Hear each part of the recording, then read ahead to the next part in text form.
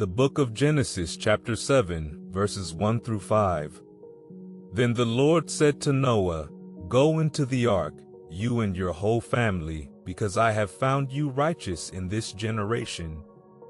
Take with you 7 pairs of every kind of clean animal, a male and its mate, and 1 pair of every kind of unclean animal, a male and its mate, and also 7 pairs of every kind of bird, male and female, to keep their various kinds alive throughout the earth. 7 days from now I will send rain on the earth for 40 days and 40 nights, and I will wipe from the face of the earth every living creature I have made." And Noah did all that the Lord commanded him. This passage highlights Noah's obedience and faith in God's command. Despite the enormity of the task and the skepticism he might have faced, Noah trusted in God's plan. In our lives, we are often called to act in faith, even when the path is unclear. Trusting in God's plan, like Noah, can lead us to safety and fulfillment. Let us strive to be righteous and obedient, knowing that God's guidance is always for our good. The book of Genesis chapter 7, verses 6 through 10. Noah was 600 years old when the floodwaters came on the earth. And Noah and his sons and his wife and his sons' wives entered the ark to escape the waters of the flood. Pairs of clean and unclean animals, of birds and of all creatures that move along the ground, male and female, came to Noah and entered the ark, as God had commanded Noah. And after the 7 days the floodwaters came on the earth.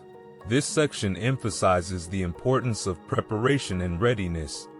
Noah and his family, along with the animals, entered the ark before the flood began.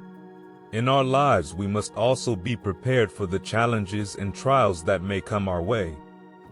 By staying close to God and following His guidance, we can find refuge and protection in times of trouble.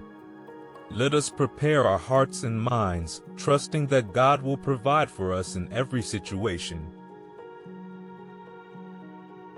The book of Genesis chapter 7, verses 11 through 16. In the 600th year of Noah's life, on the 17th day of the 2nd month, on that day all the springs of the great deep burst forth, and the floodgates of the heavens were opened. And rain fell on the earth 40 days and 40 nights. On that very day Noah and his sons, Shem, Ham, and Japheth, together with his wife and the wives of his 3 sons, entered the ark.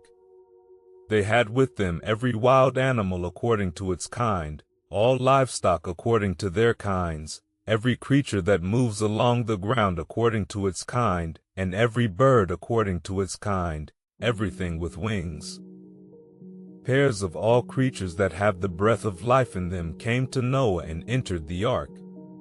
The animals going in were male and female of every living thing, as God had commanded Noah. Then the Lord shut him in.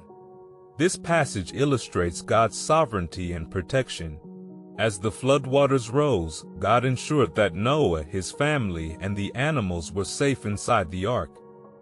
In our lives, we can find comfort in knowing that God is in control, even in the midst of chaos. He is our protector and refuge. Let us place our trust in Him, knowing that He will never abandon us.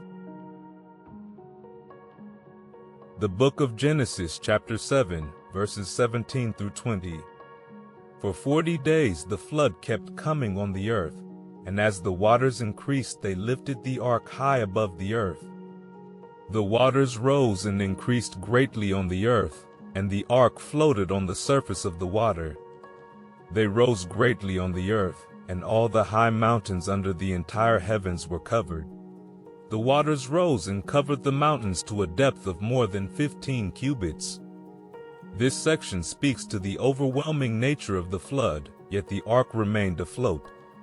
In our lives, we may face overwhelming challenges and difficulties, but with God's help, we can rise above them.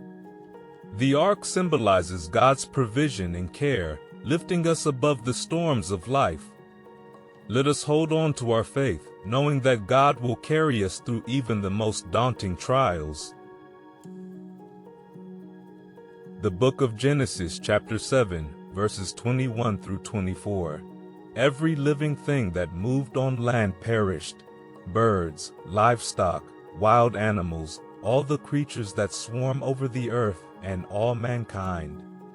Everything on dry land that had the breath of life in its nostrils died. Every living thing on the face of the earth was wiped out: people and animals and the creatures that move along the ground, and the birds were wiped from the earth. Only Noah was left, and those with him in the ark. The waters flooded the earth for 150 days. This final passage underscores the severity of the flood and the salvation of Noah and those with him. It serves as a reminder of God's judgment, but also His mercy and grace. In our lives, we must remember that while we may face judgment, God's grace is available to us through faith and obedience. Let us seek His mercy and strive to live righteously, knowing that He is our ultimate Savior.